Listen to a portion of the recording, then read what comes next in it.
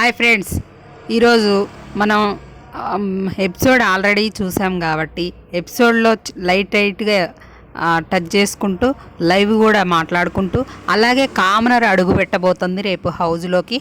ఆ కామనర్ ఎవరు, అలాగే మన నెక్స్ట్ వీక్ అయితే ఇంకొక కంటెస్టెంట్ కంటెస్టెంట్ అడుగు పెట్టబోతున్నాడు, తనెవరు అనేది కూడా మాట్లాడుకుందాం. ముందైతే మన వీడియోని ఒక లైక్ చేసి చూడండి ప్లీజ్, అలాగే మన ఛానల్ని సబ్స్క్రైబ్ చేసుకోండి. ఇక విషయానికి వస్తే, నిన్నైతే మాస్క్ మ్యాన్ లత్కోర్ అనడం తప్పు కాదేమో కానీ అది తెలంగాణ లాంగ్వేజ్లో అందరూ యూజ్ చేస్తుంటారు ఎక్కువగా. లత్కోర్ అనడం తప్పు కాదు కానీ తన్ని అతను అని మాట్లాడినందుకే తీసుకోలేకపోయిన తను లత్కోర్ అనే పదం వాడడం కరెక్ట్ కాదు కదా. ఇంకో మనిషి మీద తనకు ఆ రైట్ లేదు కదా. ఎందుకంటే అతను అని శ్రీజ మాట్లాడుతుంది, అతను అని తను వేరే వాళ్ళకి చెప్తుంది. అతనైతే ఇలా చేశాడు అలా చేశాడు అని మనం మాట్లాడుకుంటాం కదా. అలా అతను అంటే తప్పంట, మీరు అండి అనాలంట. మీతో మాట్లాడినప్పుడు అండి అనే అంటుంది కదా, అది కరెక్ట్ కాదనిపించింది నాకు. ఇక తను కోడిగుడ్డు మీద బొచ్చు బీకినట్టు ఇవన్నీ వాడేశాడు. అవి కూడా ఇక తను ఫ్లోలో వదిలేస్తున్నాడు. కానీ నిన్న నామినేషన్స్లో పాయింట్లు అయితే అందరికీ కరెక్ట్గా చెప్పారు వీళ్ళు కామనర్స్.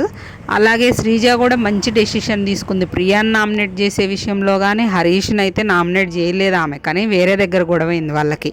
లత్కోర్ అనే వర్డ్ వాడినప్పుడు వాళ్ళు అబ్జెక్షన్ చేస్తారనమాట. దాని దగ్గర వీళ్ళిద్దరికి ఆర్గ్యుమెంట్ జరిగింది, అక్కడ రెచ్చిపోయి మాట్లాడుకున్నారనమాట. ఆ తర్వాత ఈ సెలబ్రిటీస్ ప్రియాకి కరెక్ట్ పాయింట్స్ చెప్పారు, పవన్ కళ్యాణ్కి కూడా కరెక్ట్ పాయింట్సే చెప్పారు. తన గేమ్ ఎక్కడా కనబడట్లే. ఎప్పుడు చూసినా రీతు చుట్టూ తిరగడం, ఓదార్పు చేయడం, ఎవరు ఏడుస్తున్నారా అని పోయి వాళ్ళని హగ్గులు ఇచ్చి ఓదార్చడం, ఇవే చేస్తాడు పవన్ కళ్యాణ్. అంత ఇంపాక్ట్ అయితే రావట్లేదు. బిగ్ బాస్ టీము ఎందుకో మరి శ్రీజ మీద మన ప్రియా మీద కొంచెం గుర్రుగుందట. వాళ్ళ ఎక్కువ ఎక్స్పెక్టేషన్కి తగ్గట్టు రీచ్ కావట్లేదని.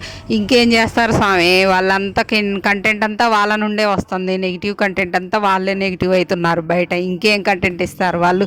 వాళ్ళ నుండి ఎక్స్పెక్ట్ చేయండి. మీరు ఎక్స్పెక్ట్ చేసినంత రాకపోవడం. ఫ్లోరా షైనీ లాగా పని చేసి మూలను కూర్చోట్లేదు కదా, లేదా సుమన్ శెట్టి గారి లాగా ఎక్కడ స్టాండ్ తీసుకోవాలో అక్కడ తీసుకోకుండా కూర్చోకుండా ఉండట్లేదు కదా. ఫస్ట్ వీక్ నుండి వాళ్ళు కంటెంట్ ఇస్తూనే ఉన్నారు, ఇచ్చి ఇచ్చి అలసిపోయారు కంటెంట్.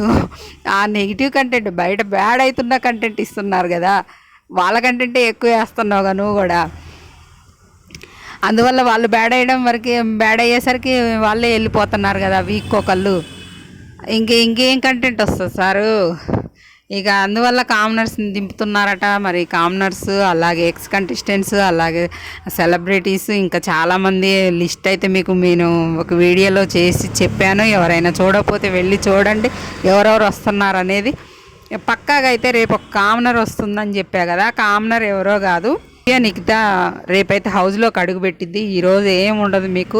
బిగ్ బాస్ హౌస్లో ఏదో కామెడీ చేస్తున్నారు వాళ్ళు, ఆ కామెడీ కంటెంటే వేస్తాడు. ఆ తర్వాత రేపైతే అడుగు పెడితే ఎల్లుండి మనకి టెలికాస్ట్ అవుతుంది అనమాట. నెక్స్ట్ వీక్ అయితే అమర్దీప్ ఎంట్రీ ఇస్తున్నాడు. అదనమాట సమాచారం ఫ్రెండ్స్. అలాగే నిన్న నామినేషన్స్లో రీతు ఏడుపు కరెక్టా, శ్రీజ ఏడుపు కరెక్టా అంటే, శ్రీజ ఎందుకు ఏడ్చిందంటే భరణి అప్పటిదాకా సంజన గారితో బాగానే ఆర్గ్యూ చేసింది, నువ్వు మధ్యలో దూరుతున్నావు, ఇవన్నీ కరెక్ట్గానే చెప్పారు. కానీ అమ్మాయిని ఎక్కడైతే బాధపడిందంటే భరణి గారు వచ్చి నీతో అసలు మాట్లాడడానికే అందరు భయపడుతున్నారు ఇంట్లో అనేసరికి అమ్మాయికి కళ్ళమని నీళ్ళు వచ్చేసినాయి అనమాట. అయినా అమ్మాయిది నెగిటివ్ అయ్యేదే అక్కడ ల్యాగ్ అవుతుంది ఈ అమ్మాయి ఆర్గ్యుమెంట్స్. అలాగే మధ్యలో దూరి మాట్లాడడం అనేది స్టాండ్ తీసుకుంటుంది, ప్రతి ఒక్కళ్ళకి స్టాండ్ తీసుకుంటుంది. కానీ అవసరం లేదు కదా స్టాండ్ అని వాళ్ళు చెప్పినప్పుడు ఈమెకి ఎందుకు, కామ్గా ఉంటే సరిపోయిద్ది అనిపించింది నాకు. ప్రతిదానికి అదే నాగార్జున గారి ముందు కూడా ఊరికే చేయి లేపి మాట్లాడుతూ అనడం అవన్నీ అవసరం లేదు అమ్మాయికి. అమ్మాయి తెలుసుకుందిలే, రాత్రి ఇమాన్యుయల్ మంచిగానే అమ్మాయికి చెప్పిండు. ఇక అరిచి మీరేం చేస్తున్నారంటే అరిచి ఆర్గ్యుమెంట్ చేయడం వల్ల ఇదవుతున్నాం అనుకుంటున్నారు, కానీ అది కరెక్ట్గా వెళ్ళట్లేదేమో అన్నట్టు చెప్తే అమ్మాయి అర్థం చేసుకుంది. అప్పటికే ఆమె నామినేషన్స్ పాయింట్లో ఫ్రెండ్ లేదు తొక్కలేదని ప్రియాని నామినేట్ చేసింది. హరీష్ గారిని వదిలేసి ప్రియా మీదనే ఎక్కువ పాయింట్స్ ఉన్నాయని చెప్పింది. మిగతా వాళ్ళ పాయింట్స్ చెప్పినప్పుడు కూడా అమ్మాయి కరెక్ట్ పాయింట్స్ ఎత్తింది. అయితే ఇంకా నిన్న ప్రూవ్ చేశారు కదా, స్టాండ్ నువ్వు తీసుకున్నావు, గాజులు వేసుకుంది అనే పాయింట్ కరెక్ట్ కాదని సంజన విషయంలో నువ్వు ఆయన సుమన్ శెట్టి విషయంలో స్టాండ్ తీసుకుంటే ఏమైంది? సుమన్ శెట్టి వచ్చి మేము సాల్వ్ చేసుకున్నాం కదా, నీకెందుకని మాట్లాడుతాను? మరి అది తప్పని అవతల ఎత్తి చూపుతారు కదా, అది కరెక్ట్. అది అమ్మాయి తెలుసుకుంటే మంచిది, అనవసరం వాళ్ళు చూసుకుంటారు, మీకెందుకు?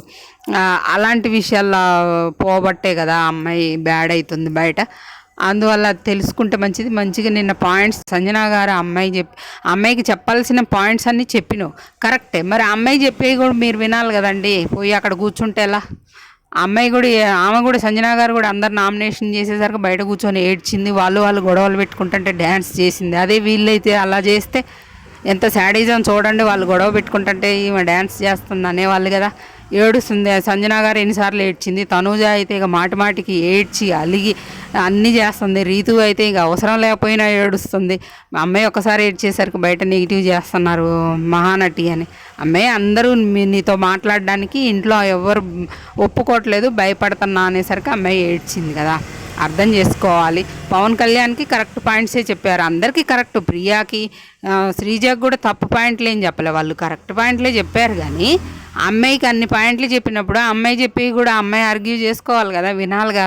సంజన గారు అలా వెళ్ళిపోయి కూర్చుంటా నేను, నువ్వు చచ్చిపోయినా కూడా నువ్వు ఆర్గ్యూ చేస్తూనే ఉంటావు, ఈ కరెక్ట్ కాదు. ఉన్నప్పుడు అన్ని ఏది చేసినా వాళ్ళు పాజిటివ్ అన్నట్టు చూడడం కరెక్ట్ కాదు. ఒక మనిషి మీద నెగిటివ్ ఉన్నప్పుడు వాళ్ళు మంచి చేసినా పాజిటివ్ చూడడం పోతే అది కరెక్ట్ కాదు కదా. ఆడియన్స్ కూడా అర్థం చేసుకోవాలి.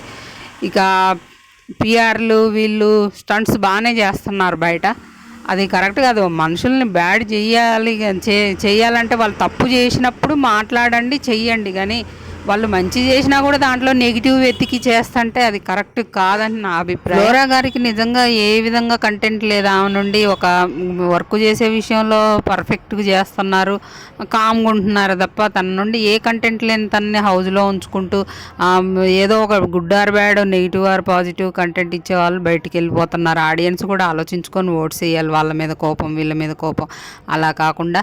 ఇంకా ప్రియార్ చేసే స్టంట్లు నమ్మకుండా మనకు ఏదనిపిస్తే అది ఎవరు నచ్చితే వాళ్ళకు ఓట్స్ వేసుకోండి.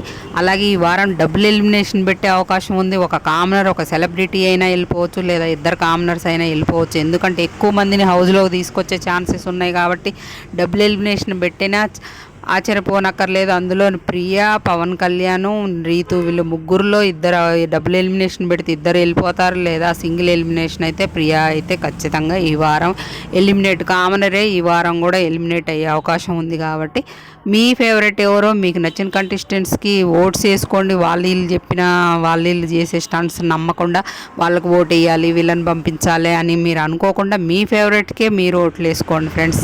ఇక రీతు చూడండి, నిన్న డెమాన్ తీసుకున్న నిర్ణయం మీకేమనిపించింది ఫ్రెండ్స్? నేను అనుకోనుంటా అబ్బాయి అభిప్రాయం ఏంటంటే, అలా ఎలాగూ రీతుది అవి వీడియోలు వేసి నువ్వు తనకు ఫేవర్ చేయాలనుకున్నావు కాబట్టి తనని కెప్టెన్ చేసినావు అని నాగార్జున సారు చూపించారు కదా. అలాగే నేను కూడా ఎందుకు నీకు ఫ్రెండ్ కాబట్టి నువ్వు సేవ్ చేసినావు అనే మాట వస్తుందని అనుకున్నాడా, లేకపోతే కామనర్స్ మొత్తం నామినేట్ అయ్యారు కదా, పోయిన వారం కూడా కామనరే ఎలిమినేట్ అయిపోయారని వీళ్ళ భయానికి తనలో ఒకరిని సేవ్ చేసిండా అనేది ఆ అబ్బాయి మరి ఏమనుకుండా అనేది రేపు నాగార్జున సార్ వస్తే చెప్తాడు తన మనసులో ఏ అభిప్రాయం ఉందని. కానీ అక్కడ రీతు మహానటిలాగా తను సేవ్ చేయగానే మొదలుపెట్టేసిందమ్మా ఏడుపు.